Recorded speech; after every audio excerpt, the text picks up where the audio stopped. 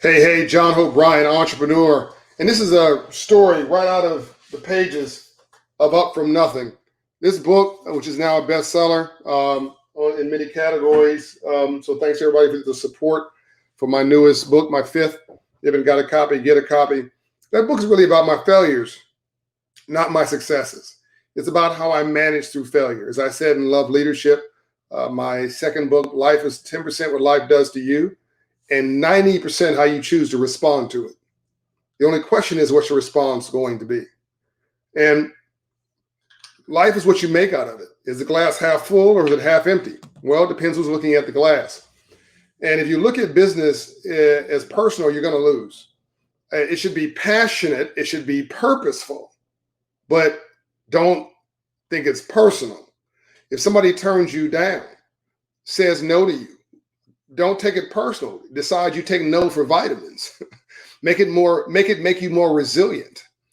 Understand that they don't know you really. They're just making a different choice, maybe the wrong choice. Here's what I know about success in business. First, they will ignore you. Then they will criticize you. If you keep at it, then they'll try to copy you. Can't get mad, can't get upset, can't get angry, can't get emotional. If you stay at it and ignore the noise, then you win. I'll repeat that. First, they will ignore you. Then they will criticize you. You stay at it. Then they'll try to copy you. Stay at it. Then you win. Just punch right through the noise. A big theme of my book, Up From Nothing, is I just punch through the noise. And I've had a couple of situations where Black business people in particular, because we're such an emotional people, we bring that into our business environment and we start responding emotionally to what's going on in the business environment. Look, capitalism is a gladiator sport. Like literally, oftentimes the person who wins is not the smartest guy or lady in the room. It's a person still standing, okay? And you got to make it through the gauntlet and survive so that you can thrive and win. And this morning I had a contractor show up to do some work for me here at the house, Black business, very good business, and a very good businessman.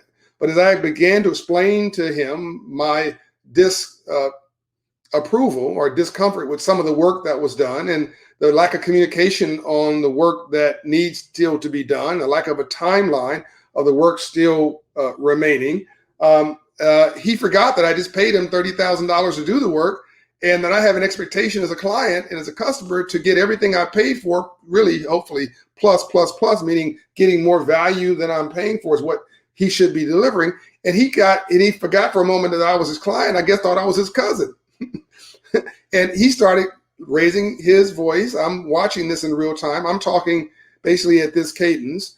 And he is raising his voice and getting more emotional in his voice. And finally, and then he started cutting me off. And I finally had to say, look, slow your roll, Turbo. Like, pump on the brakes. You're about to write a check with your mouth that your rear end can't cash. Because you keep on with this, I'm gone as a client. The Nordstrom stores has a great, department stores has a great model. Luckily, he did stop, by the way, caught himself and even apologized. Another mark of a great business person is know when you made a mistake, admit it, acknowledge it, own it, and move on to something else and fix it. But Nordstrom's department stores has a great model. The customer's always right unless overruled by management, okay? It's business is not personal. Listen to me now. If you've not heard anything I say, listen to this and write it down. Whenever you make an emotional decision, it's going to be a bad one. I'm going to say it again for effect. Whenever you make an emotional decision, it's going to be a bad one. When you become emotional, you react when you should be responding, okay? Anger is not a business plan. Frustration is not a strategy. So this Black business owner this morning got the memo because he really should have been communicating more. He really should have documented what he had done and was remaining to be done. He really should have given me a timeline. And he really should have managed my expectations. What I was saying was not unreasonable. And when he looked at it through a different lens, he saw I was actually trying to help his business versus hurt his business. There's another guy who showed up, who was another contractor for a job that I had a few weeks ago. This was a mainstream business owner, Reed, Caucasian. And that guy decided to also raise his voice to me. And I had to tell him to slow the heck down and sit down as well, very calmly. You know, you want to teach them, you want to rise above. You want to give somebody a teachable moment. The more they're screaming and hollering and getting emotional, the calmer you get. It's not a game for me. The calmest place in a hurricane is the center, actually. When I'm on a racetrack, smooth is fast. The more energy you put into that, the more unstable the car becomes. If you put friction on top of friction, you create more friction. You put fire on top of fire, you create an inferno. When you have somebody on fire, you want to add water, it creates a little steam, calms everything down, chills everything out. And so the more somebody rips and hollers and screams, and I just sort of wait till they finish typically. And I say, are you done? I hope you got all that out.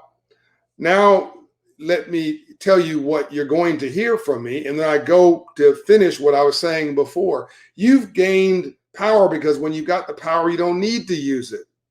There's no need to scream and holler. In fact, you do yourself a disservice. I didn't look bad. That person looks bad because they're hitting their face on your fist. Okay? You want to be cool. You want to step over mess and not in it. You want to be thoughtful and rational. And whenever you're getting emotional, your calmness and your rational thought process leaves your brain and is replaced with endorphins that just want to fire, attack, and respond. And you're going to always make the wrong decision. So when you're black in business, you're born on probation. You got to be twice as intelligent, twice as smart, get up twice as early, stay up twice as late, work twice as hard. Don't get mad about that. That's just an is, because black entrepreneurs matter. Haters just make me better. I'm a better business person because of the challenges I've gone through and the resiliency that I've gained as a result of it. I've been homeless 6 months of my life. What are you going to do to me now? I've been turned down, turned away, told no, dismissed, talked about in my face, as I talk about endlessly and up from nothing. And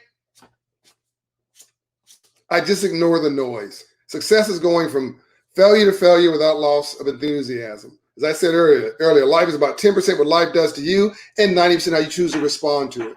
Never get emotional. Never let anybody blow your cool. It's not life. Life is not about what somebody calls you or how they feel about you, right? It's a quote, Reverend Murray, my pastor and mentor in South Central LA. It's not what people call you. It's what you answer to that's important. And never, ever, ever answer out of your name. And to argue with a fool proves there are two. I'm out. John Hope Bryant. Keep your cool. Rise above. Don't win the battle and lose a war. Never get in the business of rearranging the deck chairs on the Titanic. Just keep it moving. And remember, it's hard to hit a moving target. But in order to be moving with precision, you got to be calm, cool, and collected. I'm out.